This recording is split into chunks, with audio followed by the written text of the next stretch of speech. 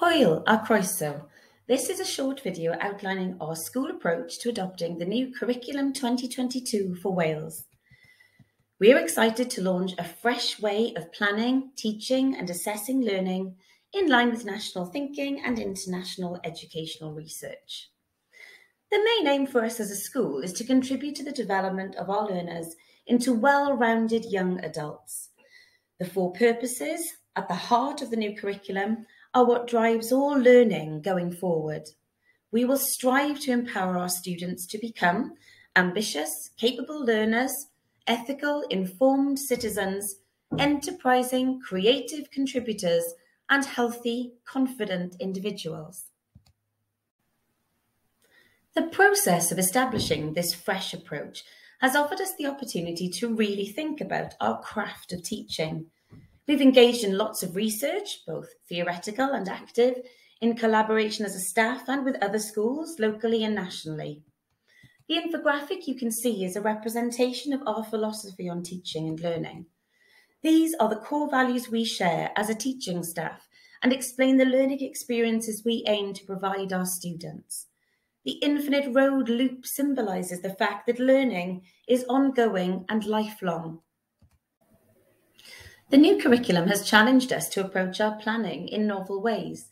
We're trying to become more creative in our thinking about what and how pupils need to learn. By using mind maps and big questions, we try to explore the world we live in through traditional subject disciplines and areas of learning and experience. We want to encourage pupils to be curious, so schemes of learning are inspired by questions young people may have about the world. This makes their learning authentic rather than abstract and detached. Assessment is an essential part of teaching and learning, enabling pupils to learn from their own mistakes, supported by their teachers and peers. The big shift in thinking about assessment is that it should be practical, impactful, and ensure further learning, rather than just taking a measure of a pupil's progress. Progression steps and descriptions of learning are for planning our learning intentions, not a checklist to determine what level a pupil is at. We see assessment as a continuous loop too, as feedback from each stage builds a pupil's confidence. So, how is my learning assessed? Pupils really need to understand this, so this colourful sheet is visible in every exercise book in school and familiar to all our pupils. It forms the basis of discussion which teachers will be engaging with pupils in at the start of the year and throughout. These strategies are supported by extensive academic research, and we know they work for us and our young people. Each area of learning and experience will have some of their own approaches to assessment. However, the whole school expectations are consistent across all of these. We will ensure that pupils understand these strategies so that they can act upon them, take their next steps, and make visible progress. Assessment should ideally be regular and feed into the planning for the next part of the learning. We will continue to challenge pupils to complete a half-termly or termly formal assessment to check their learning too. Pupils do like to measure their progress and see the impact their learning is having. However, a formal assessment in controlled conditions is also another opportunity to learn. Pupils need to take responsibility for and ownership of tracking their own progress against their targets. We no longer consider a level or grade the most important type of target.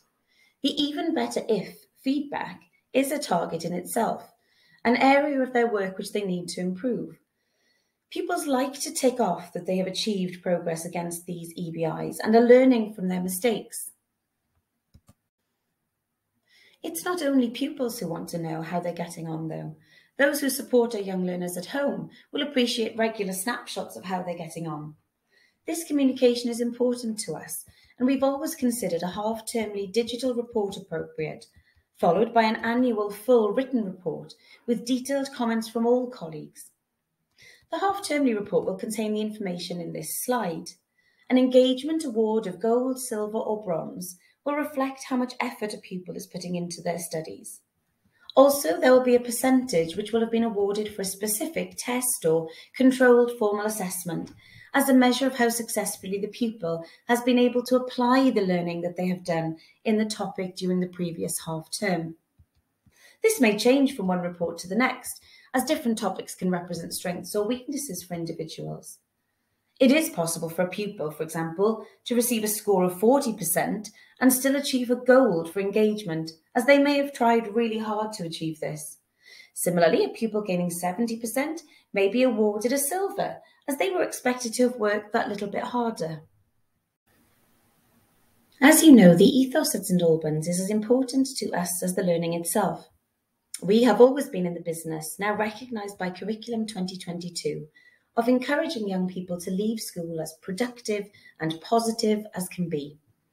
Our pupil profile, motto, and 3 Rs all reflect this, as they encapsulate virtues which we, as a Catholic school, believe in.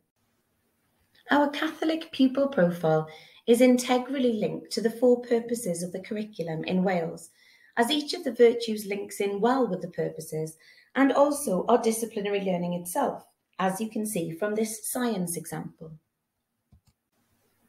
It is very important to us that we involve our stakeholders in the processes which bring about change, as we all have something to contribute. We are proud of our learning champions, a group of pupils who advise on teaching and learning plans, experiences and changes. This is integral to the UNCRC rights of the child.